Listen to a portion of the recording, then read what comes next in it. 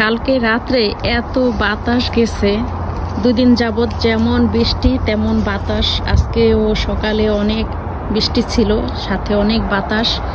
ছাতি ধরে রাখা যায় না, এত বাতাস ছিল। আর পাতলা ছাতিগুলি তো একদম বাতাসে উল্টায় ফেলায়। তো ঠিক একইভাবে কালকে ভিডিও করছিলাম। আমার এই বাগানটা কত সুন্দর ছিল, সিম গাছগুলি সব মানে এটা ইয়াতে ছিল, কালকে আমি ভিডিও করছিলাম, তাই না? তো আজকে দেখেন গাছটার কি অবস্থা। সিমের ভারে মানে সিমগুলি উপরে হয়েছে, আর অনেক বাতাস ছিল, তাই সবগুলি গাছ দেখেন কি অবস্থায়। সিম গাছটা ভাঙ্গে পড়ে গেছে।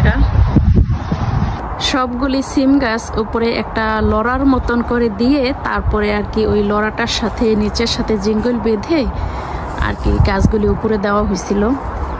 তো একেবারে মানে এত বাতাস গেছে, বাতাসে সব গাছ, জানি না গাছের গোড়া ঠিক আছে কিনা। আমি আসছি, সারাদিন বাইরে ছিলাম, গোড়াও লড়াচড়া হয়ে গেছে, গোড়াও মনে হয় পুরোপুরি ঠিকঠাক নাই। এই যে একদম পরে কাইট হয়ে গেছে সব। ওদিক দিয়ে আমার সূর্যমুখী ফুলটাও ভাঙ্গে গেছে। ভাবছিলাম বীজ রাখবো, 2টা গাছ হয়েছিল, দোনোটার ফুলই আয় হায় রে।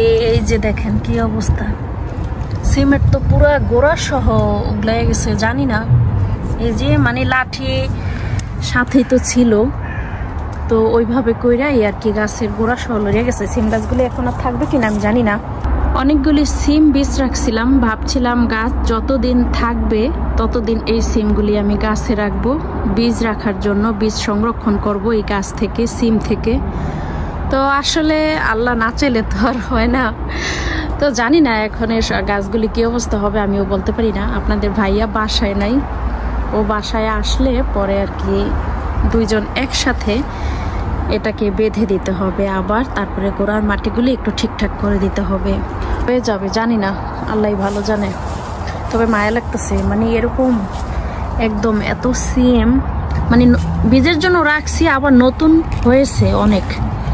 এগুলি খাওয়া যাবে ছিঁড়ে, কিছু সিম ছিঁড়ে খাওয়া যাবে। আর জানি না এদিকে এগুলি কি গোড়া সবাই উঠে গেছে কিনা। এই যে এদিকে আরো গাছ পড়ছে, শুধু সিম গাছ যে তা না।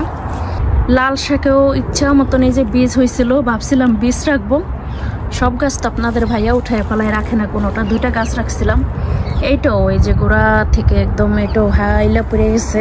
আর এই টমেটো গাছ পড়বে না, কি করবে বলেন, এত টমেটো, মানে টমেটোর ভারে গাছটা পড়ে গেছে, মানে অনেক ভার হয়ে গেছে উপরে ছড়াগুলি। দাঁড়ান আমি কাছের দিকে দেখি। এই যে দেখেন একটা গাছে যে কত কিলো টমেটো হবে, ওজন দিলে হয়তো বলতে পারতাম।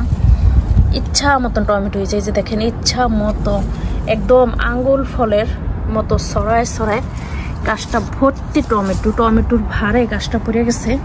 এটা বাইতে দিছিলাম, এই যে একটা লাঠি ছিল সাথে, কিন্তু তারপরেও পড়ে গেছে। দিক দিয়ে মরিচের ভারে, মরিচ গাছ গেলেও মানে কয়েকটা গাছ হাইলে গেছে, এই যে ওইগুলি বাইতে দিতে হবে।